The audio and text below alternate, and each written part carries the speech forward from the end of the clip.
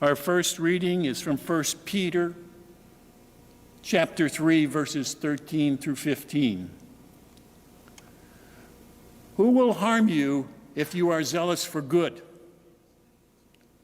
But happy are you, even if you suffer because of righteousness. Don't be terrified or upset by them. Instead, regard Christ the Lord as holy in your hearts. Whenever anyone asks you to speak of your hope, be ready to defend it. Our second reading is from the Gospel of Luke, chapter 5, verses 1 through 11.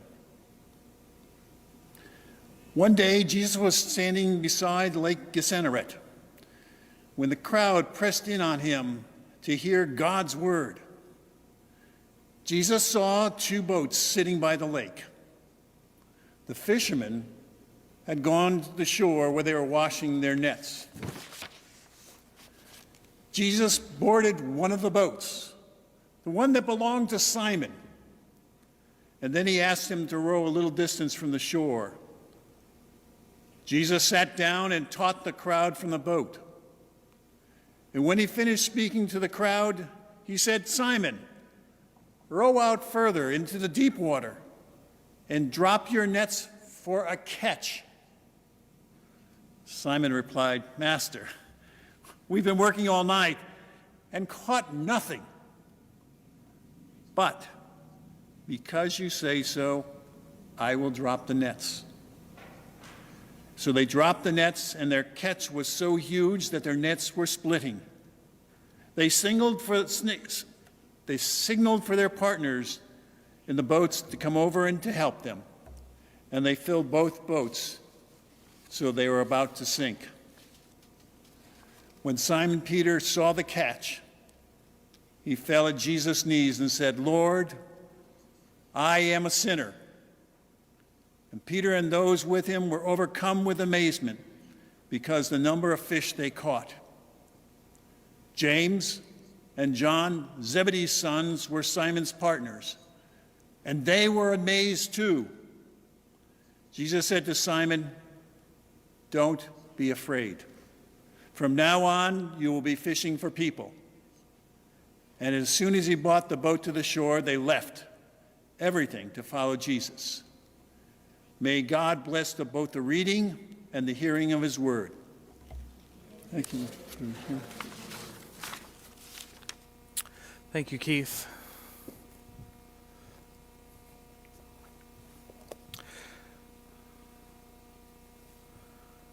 So, I should remind us again, Journey of Hope's mission is to live out our faith as we encourage others to become disciples of Jesus Christ for the transformation of the world.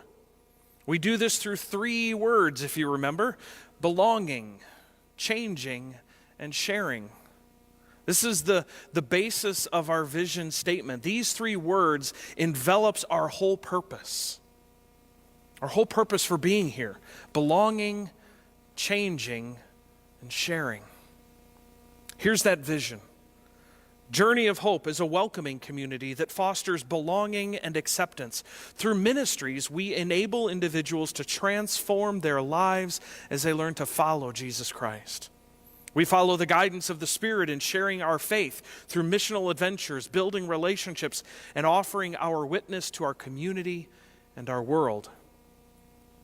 See, now we've already talked about the first part of this vision, this sense of belonging, and what that means for us as well as guests and friends. The belonging shouldn't just be for those who call themselves members. This sense of belonging is for all people, and once again, I unequivocally say, all people. Then last week, we turned our attention to the second word, changing. We talked about what it meant to be transformed, to change our lives. We also discussed that this isn't just something that happens when we accept Jesus into our lives, but it's a continual change as we live within sanctifying grace. No matter where we are in our Christian walk, there are opportunities to change, grow, and be transformed by the grace of God. And so now we get to the part of the vision that is probably the most scary. Sharing. Now, I don't mean sharing like your favorite toy when you were a child, or maybe even sharing time at the swimming pool at the Y. Or even sharing your power tools with your neighbors. I mean sharing something that is incredibly personal to you. Your faith in Jesus Christ. Let me tell you something right up front, and then we'll come back to it a little bit later. Your faith is personal, but it should never be private. Will you pray with me? Loving God, we strive to hear your word. And so, God, I ask that the words that I speak would no longer be my own, but that the words that I speak are your words and your message for your people. And so speak, Lord. Your servants are listening. In Jesus' name, amen. So we have two passages today, one from 1 Peter and the other from the Gospel of Luke. However, there are so many others that we could have chosen for today. So let me remind you that just because you are not receiving your compass guides within your bulletin, you are getting them through social media. Every morning on Facebook, our Facebook page shares a scripture passage that relates to this week's message. And every night, a question is posted about that scripture reading. And so I hope that you're taking that 15 minutes to look at those passages and reflect on the questions. This week will be no different as we look to many scripture verses that talk about sharing our faith and what that means. Back to the gospel. Our story this morning is talking about the calling of Simon Peter. It's a familiar story, one that we probably all remember. But look at it again this morning, maybe with fresh eyes. I mean, Simon had been out fishing all night long and has not caught a thing. Now, I know that I talk about fishing a lot, and remember that I've mentioned that it really doesn't matter if I catch anything while I'm fishing. It's the peace and the serenity of being on a boat or just near the water, casting my line out into the water. That's what's important. But also note that I'm not doing that as my job. My ability to provide for my family is not dependent upon how successful I am at fishing. For Simon, however, this is everything. So a night on the water with nothing to show for it could be devastating. I can only imagine what he was thinking as he was washing out the nets from the evening fishing adventure. Exhaustion from a hard night's work had to have been weighing on him, and then Jesus comes by and wants to teach the people who have been following him. So he asks Simon about using his boat to preach from, I guess a sort of aquatic pulpit, if you will. Anyway, he does some teaching, and I'm sure Simon was listening. What was Jesus teaching about? What message was he bringing? That's not mentioned. However, what we do know is that Jesus asks Simon to drop his nets one more time. Really? I fished all night with nothing to show for it, and now you, Mr. Carpenter Man, who builds boats, not uses them, except to preach from them right now, wants to tell a professional fisherman how to do his job. Well, maybe he was thinking this. Maybe he wasn't. Maybe he was. Anyway, Simon says that because Jesus told him to, he would throw his nets out one more time. And I am sure he was happy that he did, because it was the biggest catch he had ever received. Immediately, Simon announces that he is a sinful man and he wants Jesus to leave him alone. Simon could have been thinking about all the things that he had done in his life, all the sins that he committed, all the times that he had not done what he should have, and wants Jesus just to leave him alone. But in a short response, all of that goes away. Jesus says, don't be afraid. The peace of Christ comes over Simon, and he is forever changed. This passage tells us that once they returned to shore, Simon left everything and followed Jesus. And here's that sense of belonging as well as the change that happens when Jesus enters the picture. But this is not where Simon's story ends. The second half of Jesus' response was, "From now on, you will be fishing for people." This is the sharing of his faith.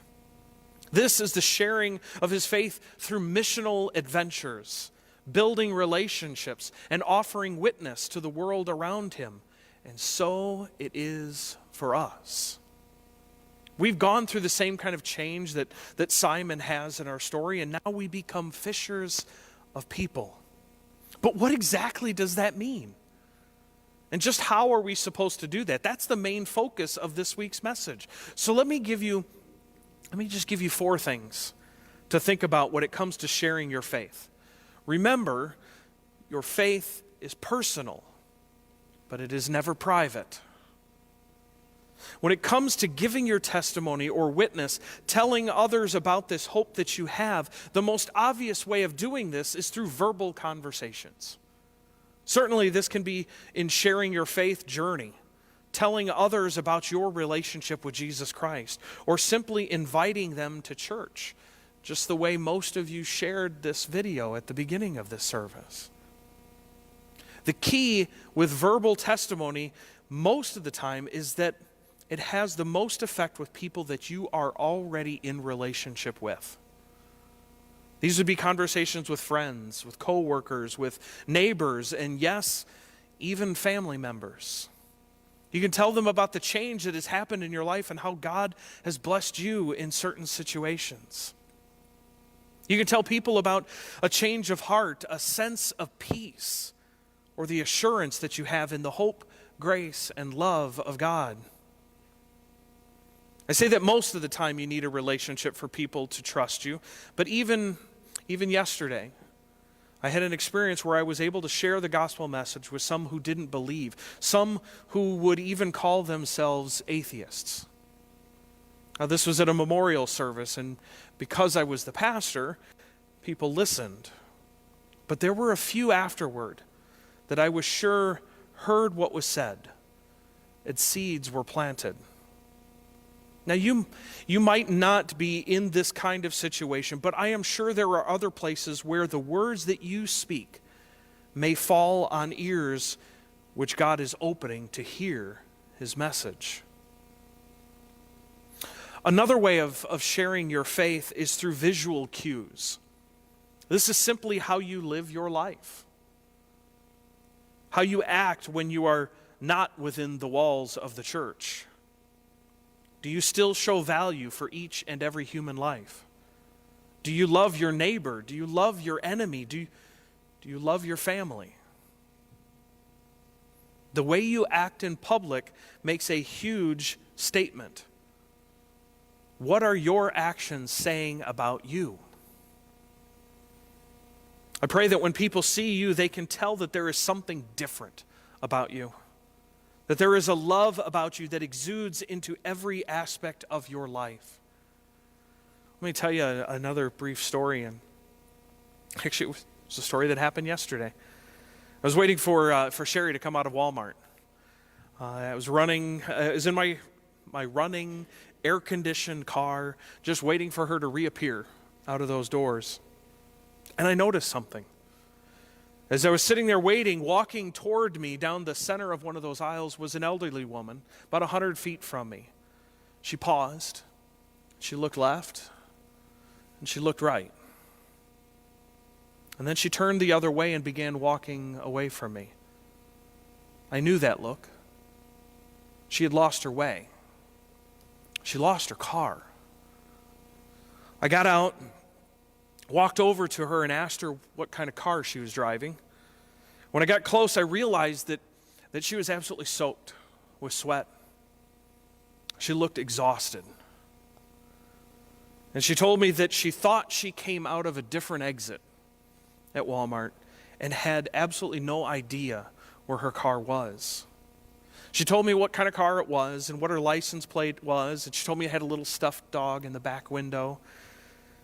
And I told her, I said, just slowly walk to the other side. I'm going to go ahead of you, and I'm going to search for your car. I found it completely on the other side of the parking lot. Walked back to her, and I said I found it, and I said, let me walk you to your car. And so I walked her there, and she said, God bless you.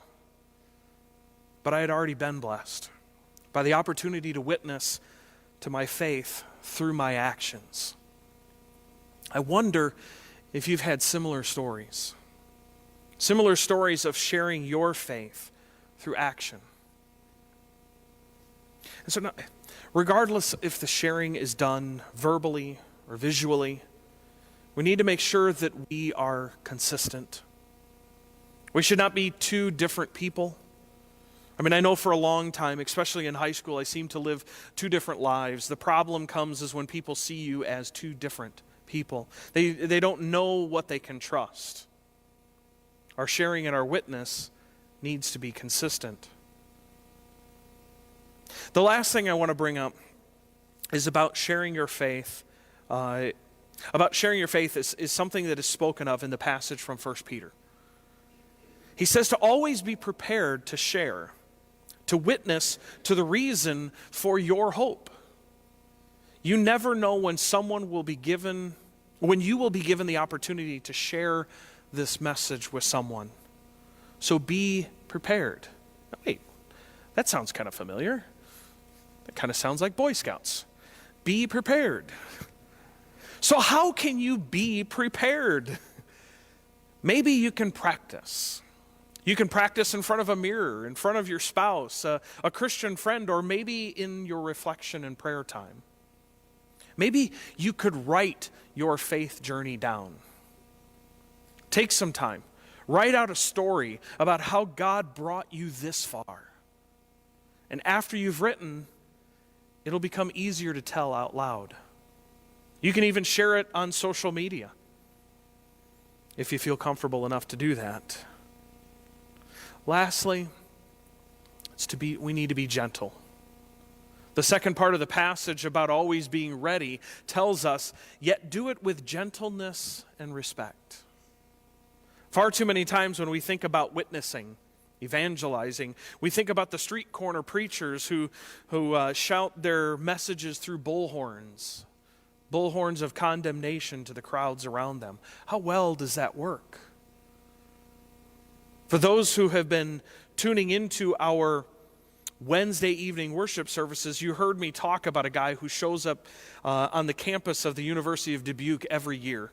We call him the sign guy because he always brings about a 7-foot tall sign which lists all the people, according to him, that will not be in heaven.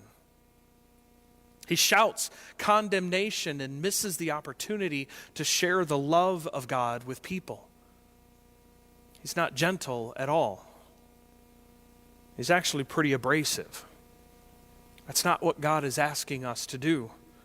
In this scripture, God is telling us to be gentle, showing respect, remembering that we catch more flies with honey than we do with vinegar. So how do we share? What do we do, Pastor Jaron?